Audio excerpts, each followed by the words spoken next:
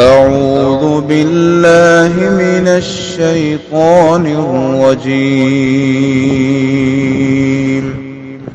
بسم الله الرحمن الرحيم. اب اتنی چھوٹی اگر کوئی نیکی ہوگی تو وہ اسے بھی پائے گا. کوئی جانے نہ جانے، جس رب کے لیے تو نیکی کر رہا ہے وہ تو سن رہا ہے، وہ تو دیکھ رہا ہے، اس کے تو علم میں ہے کہ کوئی بھی گناہ یا نیکی کرتے وقت یہ مت سمجھنا کہ اللہ کے علم میں نہیں ہے، اللہ غافل ہے، ایسا نہ سمجھ بیٹھے. ٹکوسلے اور ایسی مثالوں کی ضرورت نہیں ہوتی. اللہ پاک نے اپنے نبیوں کو بھی یہی حکم دیا کہ نیکی کا حکم کرو، برائی چھوڑو. کیا اس برائی کے پھیلنے کے اثرات ہماری اولاد پر نہیں ہوں گے؟ آگے ہماری اولاد کی آگے اولاد پر نہیں ہوں گے؟ تو کیونکہ گدھا جو ہے، جب گدھے کی آواز سنو تو شیطان سے اللہ کی پناہ مانگو، اعوذ باللہ پڑھ لو، لا حول ولا قوت الا باللہ پڑھ لو، اس لیے کہ شیطان کو دیکھ کر گدھا اس طرح کی آواز نکال. السلام علیکم ورحمۃ اللہ وبرکاتہ.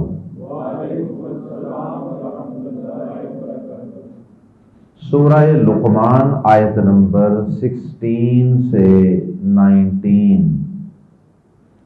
ان الحمد للہ والصلاة والسلام علی رسول اللہ اما بعد.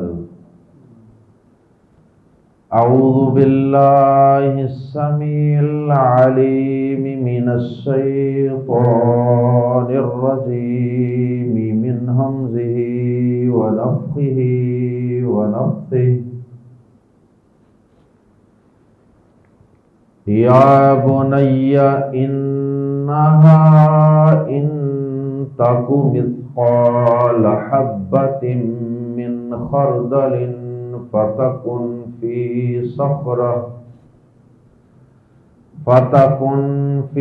صخرۃ او فی السماوات او فی الارض یأت بها اللہ ان اللہ لطیف خبیر. یا بنی اقم الصلاۃ وامر بالمعروف وانہ عن المنکر واصبر علی ما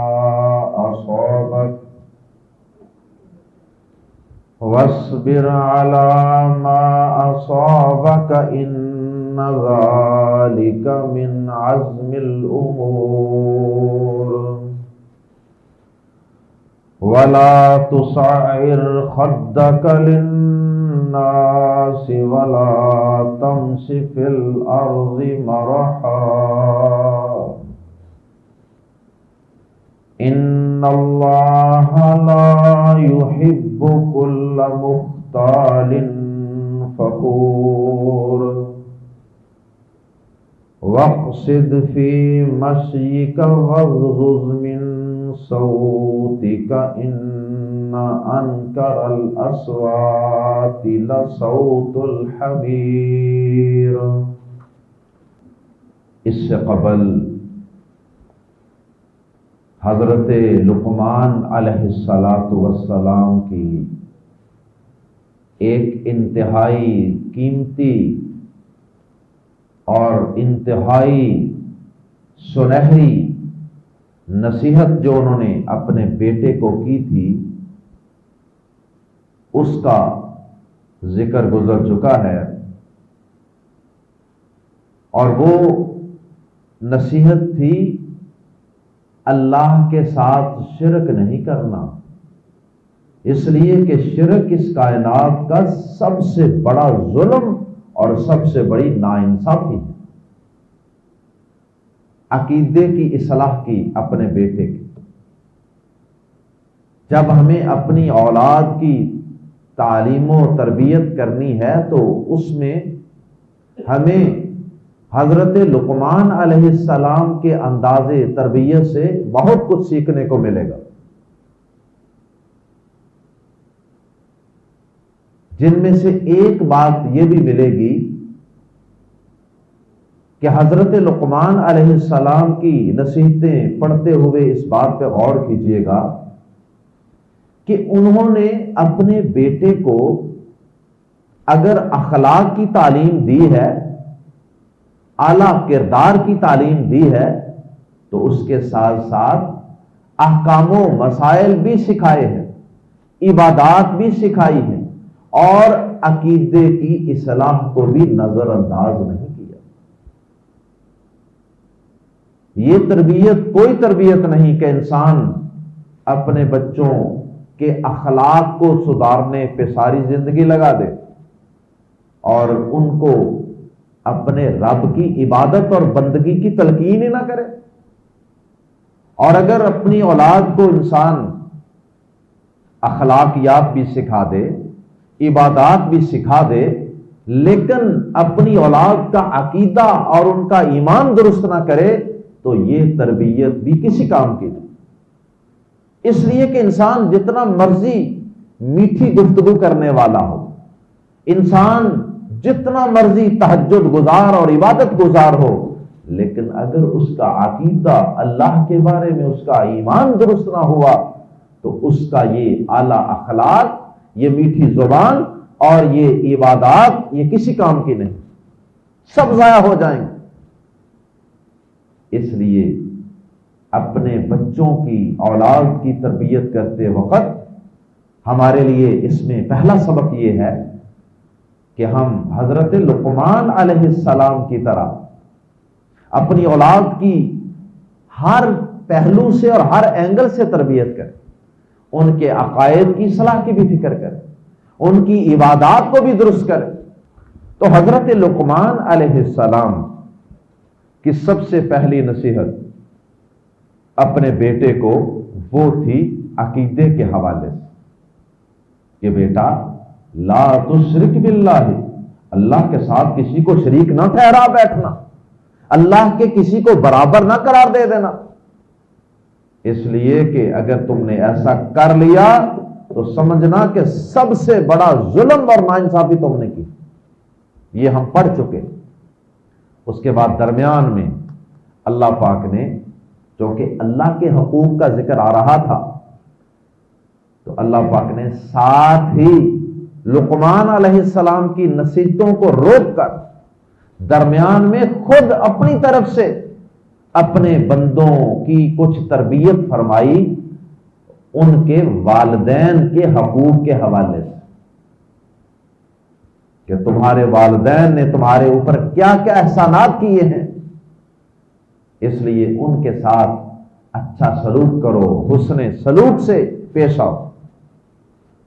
اور اس کے بعد دوبارہ سے آیت نمبر 16 سے 19 تک، ان 4 آیات میں اب دوبارہ سے سلسلہ شروع ہو رہا ہے حضرت لقمان علیہ السلام کی قیمتی اور سنہری نصیحتوں کا، جو انہوں نے اپنے بیٹے کو کی تھی۔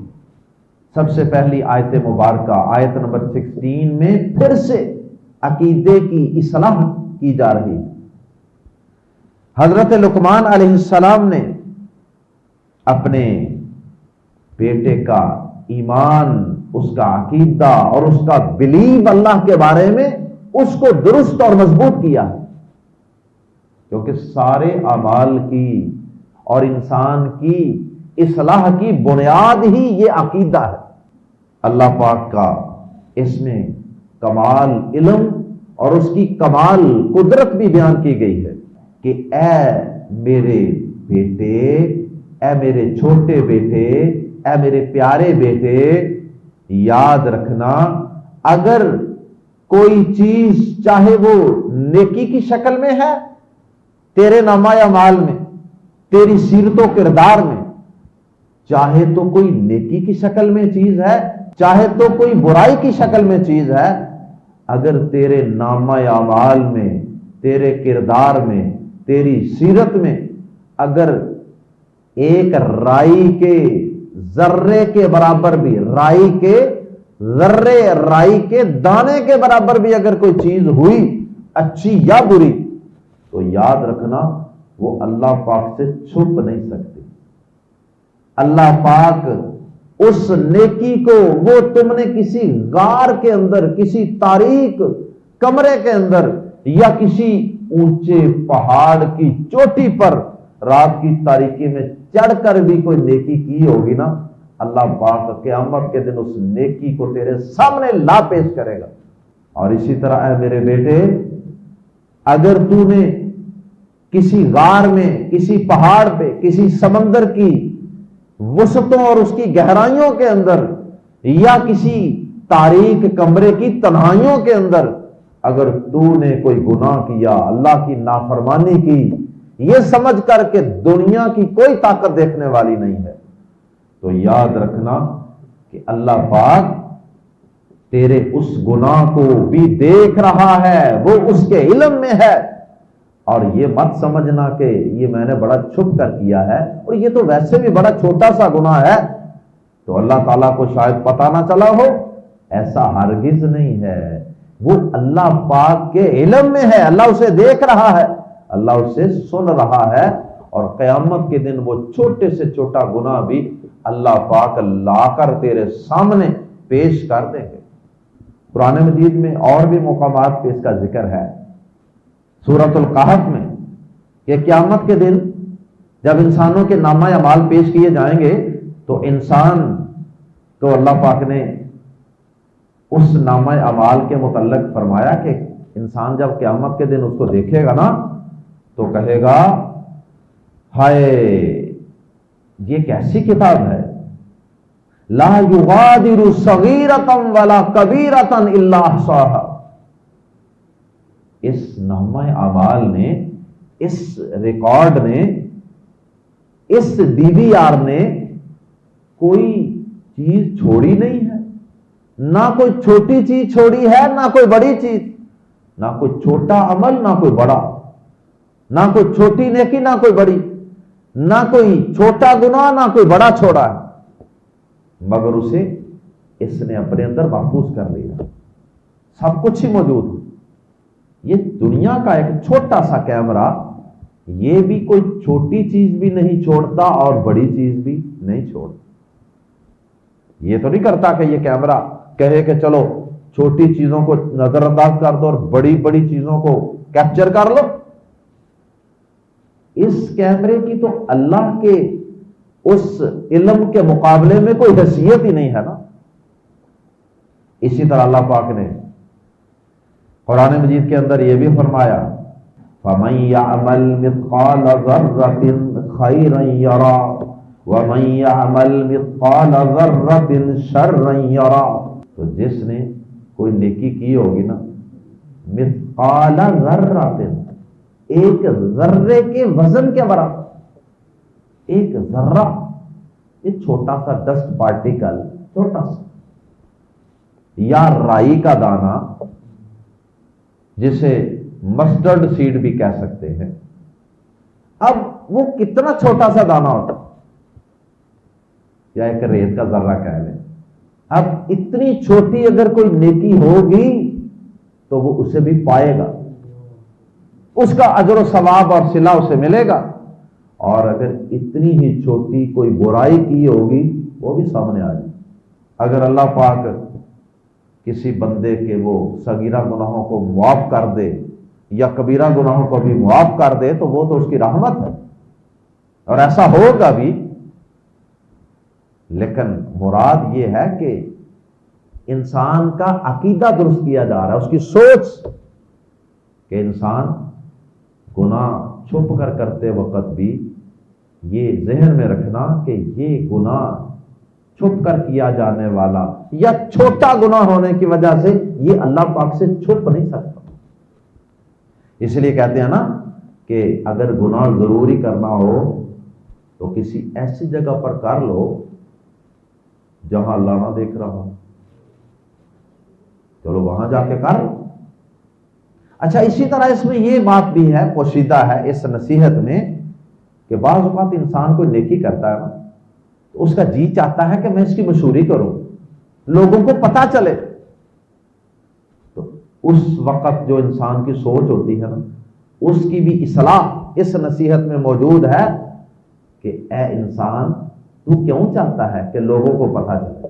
جس رب کے لیے تو نے کی ہے نا، وہ رب اس سے لا علم نہیں ہے، اسے تیری اس چھوٹی سے چھوٹی نیکی کا بھی علم ہے، اور وہ اس چھوٹی سے چھوٹی نیکی کو بھی کل قیامت کے دن تیرے سامنے پیش کرے گا اور اس کا ریوارڈ اور بدلہ دے گا۔ اس لیے کوئی دیکھے نہ دیکھے، کوئی جانے نہ جانے، جس رب کے لیے تو نیکی کر رہا ہے وہ تو سن رہا ہے، وہ تو دیکھ رہا ہے، اس کے تو علم میں ہے۔ آئیے قرآن مجید کے الفاظ میں پڑھتے ہیں پہلی آیت مبارکہ، یا بنیا، اے میرے چھوٹے بیٹے، اے میرے پیارے بیٹے، انہا، ہا کی ضمیر لوٹ رہی ہے جو گزشتہ آیت کے آخر میں کہا تھا، ثم الی مرجعکم فانبئکم بما کنتم تعملون، جو تم کرتے رہے ہو میں اس سے تمہیں آگاہ کروں گا۔ تو بما کنتم تعملون کے اندر اعمال کا ذکر ہے نا، وہ اچھے ہوں یا برے، حسنۃ نیکیاں اور سیئۃ برائیاں یا خطیئۃ برائی، تو یہ ہا کی ضمیر لوٹ رہی ہے حسنۃ نیکی کی طرف یا سیئۃ برائی کی طرف۔ انہا، بے شک وہ، یا ترجمہ کر سکتے ہیں انہا، بے شک کوئی چیز بھی، ان اگر تاکو ہوگی، یہ تاکو اصل میں تکونو تھی، کانا یکونو سے تکونو، اور یہ اس کی شارٹ فارم آہستہ آہستہ کچھ گرامیٹیکل چینجز کی وجہ سے یہ تکونو سے تاکو ہو گیا۔ ان تاکو، اگر ہو، یا بنیا انہا ان تاکو، اے میرے پیارے بیٹے، بے شک کوئی چیز اگر ہوگی مثقال وزن کی، حبۃ دانے کے برابر، من خردل رائی کے، مثقال حبۃ من خردل، رائی کے دانے کے وزن کے برابر، weight of a mustard seed, یا بنیا انہا ان تک مثقال حبۃ من خردل، اے میرے پیارے بیٹے، بے شک کوئی چیز اگر رائی کے دانے کے وزن کی ہو یا رائی کے دانے کے وزن کے برابر ہو، اتنی چھوٹی بھی ہو، فا پس، تکن ہو وہ، فا تکن پھر ہو وہ، فی صخرۃ کسی چٹان میں،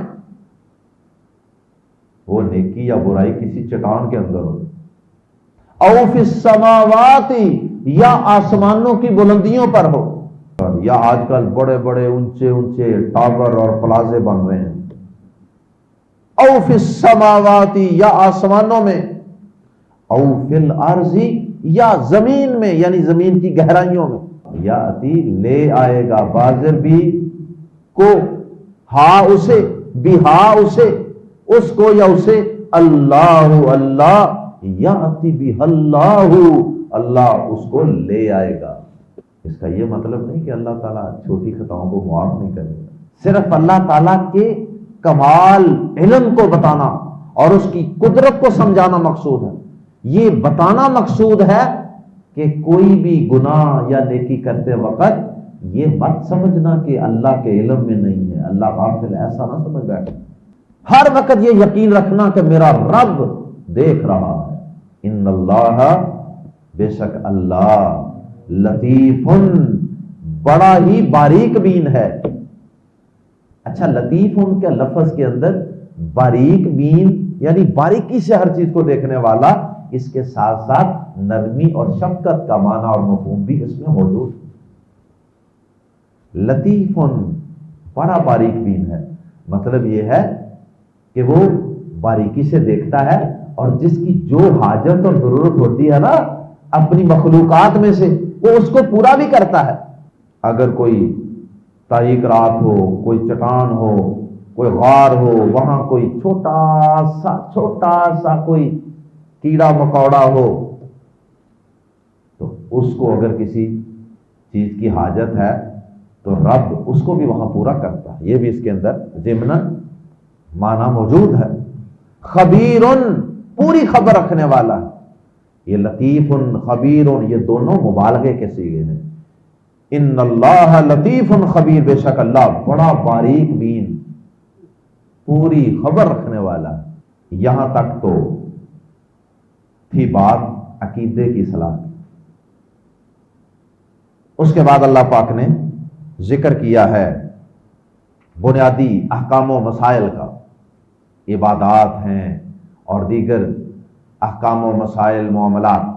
یا بنیا، اے میرے بیٹے، 4 باتوں کا حکم ہے اس اگلی آیت مبارکہ.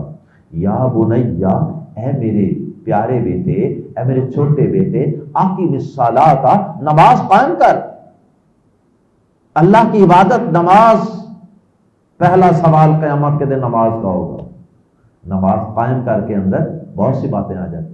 سنت کے مطابق پڑھنی ہے، ٹھہر ٹھہر کے پڑھنی ہے، اور وقت پر پڑھنی ہے. مرد ہے تو جماعت سے پڑھنی ہے. اس کے اندر بہت سی چیزیں آ جاتی. اقیم الصلاۃ، نماز قائم کر. وامر، اور حکم کر. بالمعروف، نیکی کا. معاشرے میں نیکی کو پھیلا، لوگوں کو بتا. صرف خود ہی اپنی حد تک اپنا عقیدہ درست کر لیا، اپنی عبادات درست کر لی، یہ کافی نہیں. وَأْمُرْ بِالْمَعْرُوفِ، اور نیکی کا حکم کر. وَنْہَا، اور روک منع کر. عَنِ الْمُنْکَرِ، برائی سے.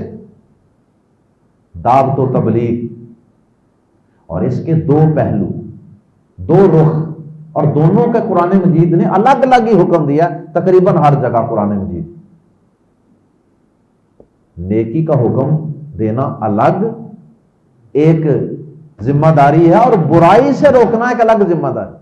ہمارے کچھ بھائی تبلیغ کرتے ہیں اور وہ یہ کہتے ہیں کہ برائی سے روکنے کی اتنی ضرورت نہیں، کیونکہ برائی سے روکیں تو اگلا بندہ ناراض ہوتا ہے. جب کوئی بندہ غلط کام کر رہا ہوتا ہے آپ اس کو روکتے ہیں نا جا کے، تو اس کے اندر ایک ریئیکشن پیدا ہوتا ہے. نیکی کا حکم دینے سے بندہ اتنا ناراض نہیں ہوتا. آپ کسی کو کہنا نماز پڑھا کرو بھائی جان، تو اس کو اتنی تکلیف نہیں ہوتی. لیکن اگر کوئی داڑھی منڈواتا ہو نا، اسے کہنا کہ یار یہ نہ منڈوایا کرو، یہ گناہ ہے، غصہ آئے تو ہو سکتا ہے اگلی دفعہ آپ سے ملنا ہی چھوڑ دے. کوئی بندہ سود کھا رہا ہے اس کو روکیں، اور اس کے لیے پھر وہ مثال بھی دیتے ہیں. کہتے ہیں دیکھو آپ روشنی کرو گے نا کسی جگہ، اندھیرے کو ختم کرنے کی ضرورت نہیں ہے، اندھیرا خود بخود ختم ہو جائے گا. روشنی کریں تو اندھیرا ختم ہو جائے. مثال تو بڑی بظاہر بڑی اٹریکٹ کرنے والی، لیکن اللہ تعالیٰ کے احکامات کے مقابلے میں ایسے ٹکوسلے اور ایسی مثالوں کی ضرورت نہیں ہوتی. اللہ پاک نے اپنے نبیوں کو بھی یہی حکم دیا کہ نیکی کا حکم کرو، برائی سے روکو. اس لیے نیکی کا حکم دینا الگ ذمہ داری، اور اگر برائی کو دیکھیں اس سے روکنا الگ ذمہ داری ہے. ہاں، حکمت و دانائی کے ساتھ، حکمت و دانائی کے ساتھ، تاکہ اگلے بندے کے اندر زیادہ ریئیکشن پیدا نہ ہو، وہ آپ کی بات کا اچھا اثر لے اور اس پہ اس کا پازیٹو ایفیکٹ ہو. اس کے لیے حکمت و دانائی اور علم کی ضرورت ہے. پیارے نبی صلی اللہ علیہ وسلم نے اس کی مثال بھی بیان فرمائی ہے نا صحیح بخاری میں، کہ ایک معاشرے میں آپ رہتے ہیں یا آپ ایک کشتی کے سوار ہیں، تو اب آپ سارے جو ہم سفر ہیں آپ کے، اگر آپ ان کو برائی سے نہیں روکتے تو آہستہ آہستہ ان کی برائی کا آپ کے اوپر اثر اور رنگ چڑھنا شروع ہو جائے. اس کی آپ نے مثال بھی بیان فرمائی کہ جیسے کچھ لوگ اکٹھے سفر کر رہے ہیں، ایک ہی قافلہ ہے، ایک کشتی یا ایک جہاز ہے بحری، 2 منزلیں ہیں اس کی. ایک منزل پانی کے اندر ڈوبی ہوئی ہے، ظاہر ہے کہ جہاز کا کچھ حصہ نیچے ہوگا نا، اس کے اندر لوگ تو ہوں گے، اور ایک حصہ اوپر ہوگا. تو فرمایا کہ اب نیچے والے لوگ جو ہیں وہ پانی وغیرہ لینے کے لیے اوپر والی منزل پہ جاتے ہیں، کیونکہ نیچے تو کوئی کھڑکی نہیں ایسی نکال سکتے کہ جہاں سے پانی اندر آ جائے، وہ تو جہاز ہی ڈوب جائے گا نا، اس لیے ان کو پانی لینے کے لیے اوپر جانا پڑتا ہے، اوپر جا کے پھر وہ باہر کوئی برتن لٹکا کے سمندر سے پانی لے لیتے ہیں۔ اب اوپر والے لوگ جو ہے نا وہ کہتے ہیں یار کیا ڈسٹرب کرتے ہو بار بار، نیچے والے لوگ کہتے ہیں اچھا کوئی بات نہیں، ہم پھر نیچے سوراخ کر لیتے ہیں۔ اب اگر اوپر والی منزل والے کہیں کہ جاؤ کر لو سوراخ، ساڈا سر نہ کھاؤ، کیا کہہ سکتے ہیں وہ؟ کیا وہ کہہ سکتے ہیں کہ کوئی اپنے گھر چھج بجائے، کوئی چھاننی بجائے سانوں کی؟ نہیں کہہ سکتے، اس لیے کہ انہیں پتا ہے کہ اگر نیچے والوں نے کام غلط کیا، کلہاڑا لے کر انہوں نے اگر نیچے کشتی کے پیندے میں سوراخ کرنا شروع کر دیا، صرف یہ خود ہی نہیں ڈوبیں گے، ہمیں بھی لے ڈوبیں گے۔ اگر تو اوپر والے عقل مند ہوں گے تو بھاگ کر نیچے جائیں گے، ان کو کہ نہ بھائی یہ ہمارے ہاتھوں کی طرف دیکھو، آپ کی بڑی مہربانی یار، یہ کام نہ کرنا۔ وہ کہہ سکتے ہیں آگے سے کہ جناب یہ تو ہماری منزل ہے نا، ہم جو مرضی کہیں۔ نہیں، یہ ایک ہی قافلہ ہے، اگر نیچے والے ڈوبیں گے اوپر والوں کو ساتھ لے کر ڈوبیں گے۔ یہی حال ہمارے معاشرے میں، اگر ہم نے برائی کو نہ روکا، نیکی کا چال چلن معاشرے میں عام نہ کیا، تو کیا اس کے اثرات ہم پر نہیں ہوں گے؟ کیا اس برائی کے پھیلنے کے اثرات ہماری اولاد پر نہیں ہوں گے؟ آگے ہماری اولاد کی آگے اولاد پر نہیں ہوں گے؟ یقیناً ہوں گے۔ اس لیے ضروری ہے کہ یہ نیکی کا حکم اور برائی سے منع کرنے کا فریضہ ادا کیا جائے۔ یہ تین باتیں ہو گئی، نماز، نیکی کا حکم، برائی سے منع۔ چوتھی چیز، یہ کام جب کرو گے نا، رکاوٹیں، تکلیفیں، پریشانیاں، مینے، تانے سننے کو ملیں گے، تو ایسی صورت میں جب آپ دین پہ صحیح چلو گے نا، نماز قائم کرو گے، سنت کے مطابق پڑھو گے، اور نیکی کا واز کرو گے، برائی سے روکو گے، تو پھر انسانوں میں سے بھی شیاطین اور جنات میں سے بھی شیاطین وہ آپ پر حملہ آور ہوں، آپ کے راستے میں رکاوٹیں ڈالیں گے، آپ کے حوصلے پست کریں گے۔ ایسی صورت میں پھر اللہ پاک نے ایک اور حکم دے دیا، فرمایا وَاصْبِرْ، اور صبر کر، اللہ پر، ما جو اصابک تجھے پہنچے، اور اس پر صبر کر جو تجھے پہنچے، مراد مصیبت، اور اس مصیبت پر صبر کر جو تجھے پہنچے۔ ان ذالک، یقیناً یہ، من عزم الامور، عزم والے کاموں میں سے ہے، ہمت والے کاموں میں سے ہے، آسان کام نہیں ہے۔ لوگوں کی باتیں سن کر پھر بھی دین پر قائم رہنا، پھر بھی نماز سنت کے مطابق وقت پر اللہ کے احکامات کے مطابق پڑھتے چلے جانا، اور نیکی کا حکم کرتے چلے جانا، برائی سے روکتے چلے جانا، شرک سے اپنے آپ کو بچا کے رکھنا، یہ سارے کام کرنا بڑے حوصلے اور ہمت والے کاموں میں سے ہے۔ دعوت کا، تبلیغ کا، برائی سے روکنے کا، لوگوں کو دین سے جوڑنے کا، اور بطور خاص یہ صبر والا کام، یہ تو بڑا ہی ہمت والا کام۔ پہلے عقائد تھے، پھر احکام و مسائل، اور اب یہاں سے شروع ہو رہے ہیں آیت نمبر 18 اور 19 میں بیان ہوئے ہیں چند آداب و اخلاق۔ ولا تصعر، اور نہ ٹیڑھا کر، تصعر، سعرن کہتے ہیں کہ سعرن ایک لفظ ہے، اس سے یہ تصعر نکلا ہے۔ سعرن کا معنی ہوتا ہے اونٹ کا، اونٹ کو ایک بیماری ہوتی ہے جس کے بعد وہ اپنی گردن کو ایک طرف اس طرح ٹیڑھا رکھتا ہے اس بیماری کے بعد۔ تو ولا تصعر کا معنی ہے کہ ٹیڑھا نہ رکھ، ڈونٹ ٹرن، خدک، اپنا رخسار، ولا تصعر خدک، خدن کہتے ہیں یہ چیکس، رخسار، ولا تصعر خدک، للناس لوگوں کے لیے، اور لوگوں کے لیے اپنا رخسار ٹیڑھا نہ کر۔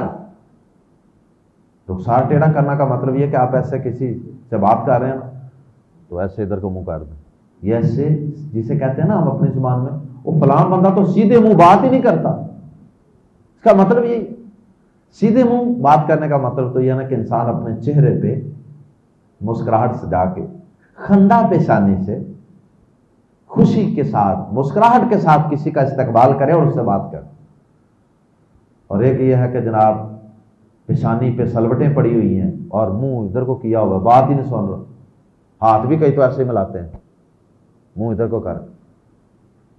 بڑے بڑے فرعون اللہ معاف فرمائے، ولا تمشی فی الارض، اور نہ چل، ولا تمشی اور نہ چل، فی الارض زمین میں، مرحا اکڑ کر۔ اہل علم کہتے ہیں کہ صرف اتنا کہنا ہی کافی تھا کہ اکڑ کر نہ چل، ولا تمشی مرحا اتنا ہی ہوتا تو کافی تھا، لیکن فی الارض کیوں بیان کیا ساتھ؟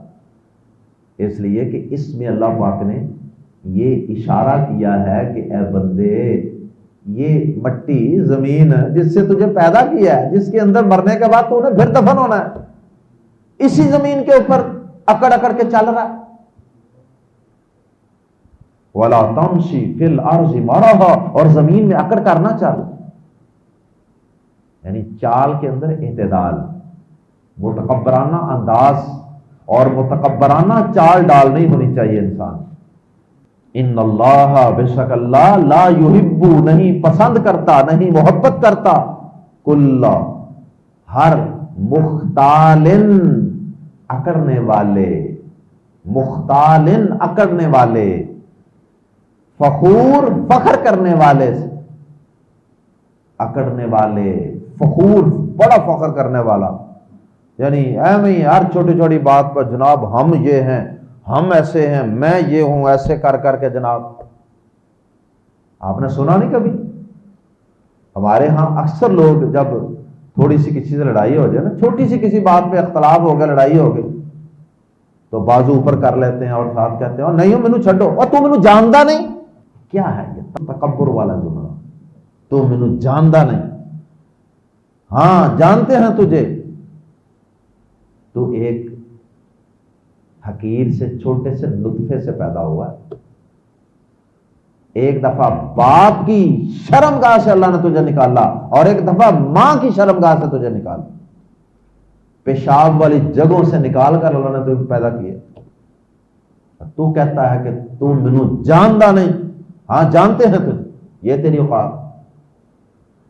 ان اللہ لا یحب، بے شک اللہ نہیں پسند کرتا، کل مختال، کسی بھی اکڑنے والے، فخور، بہت فخر کرنے والے۔ اس کے بعد فرمایا اب ممکن تھا کہ کیونکہ حکم دیا تھا کہ زمین پر اکڑ کر نہ چل، تو ممکن ہے کہ کوئی بندہ اس حکم پر عمل کرتے ہوئے زیادہ ہی بالکل ہی لمک ہی جاتا، انتہائی مریل قسم کی چال چلتا،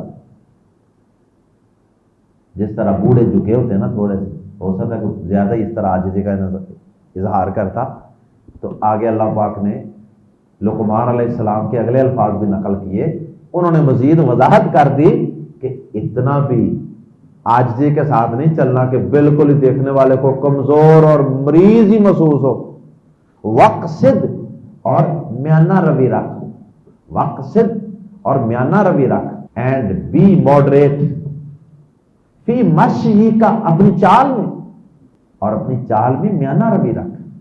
حضرت عمر رضی اللہ تعالیٰ عنہ کے بارے میں کہیں پڑھا تھا کہ کوئی نوجوان تھا نا، تو اسی طرح وہ بڑا جھک کر چل رہا تھا، تو انہوں نے اسے روکا، کہا کہ انسانوں کی طرح چل، یہ کیسے چل؟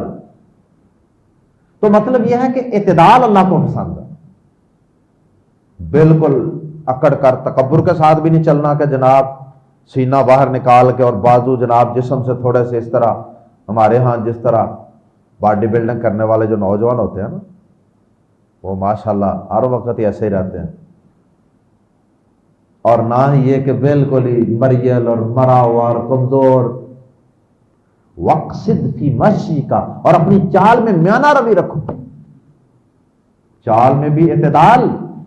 اور آگے فرمایا آخری نصیحت، آخری ادب اور اخلاق، وغزز، اور پست رکھ، وغزز اور نیچی رکھ، پست رکھ، لوور، من صوتی کا، اپنی آواز، اپنی کچھ آواز، من کی وجہ سے ہم ترجمہ کریں گے کچھ آواز، ورنہ یہ جملہ یوں بھی ہو سکتا تھا وغزز صوتک، من کے بغیر بھی ہو سکتا تھا، اپنی آواز پست رکھ،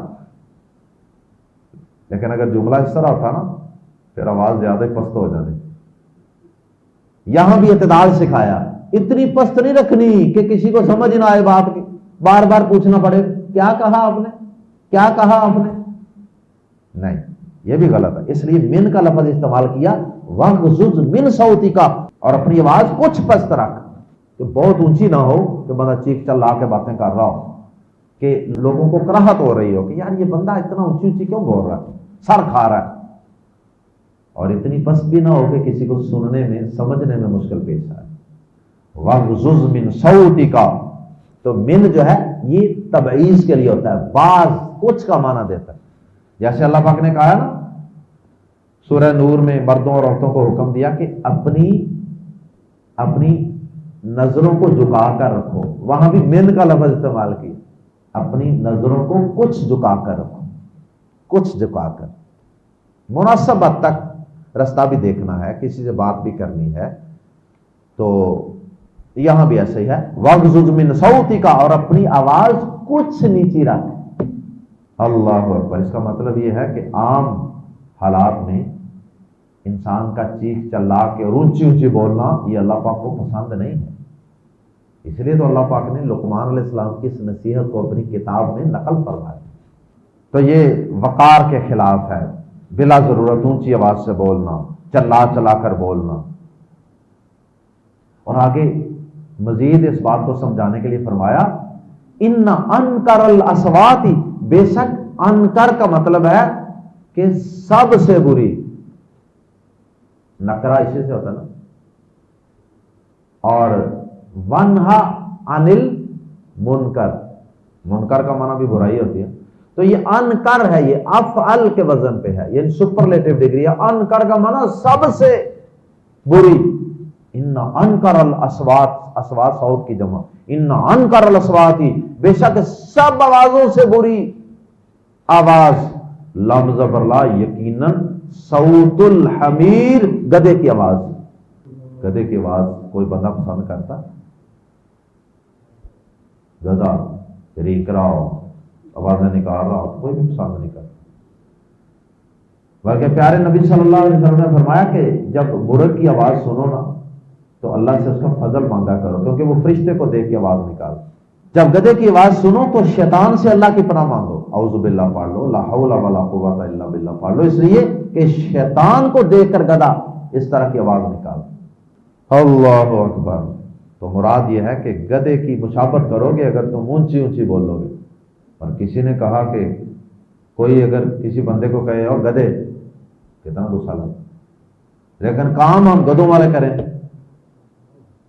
اللہ ہم سب کو لقمان علیہ السلام کی اپنے بیٹے کو کی گئی یہ نصیحتیں سمجھنے کی اور ان پہ عمل کی توفیق عطا فرمائے، اور اللہ ہمیں اپنی اولادوں کو اور اپنے شاگردوں کو بھی یہ نصیحتیں، یہ قیمتی باتیں سمجھانے کی توفیق عطا فرمائے۔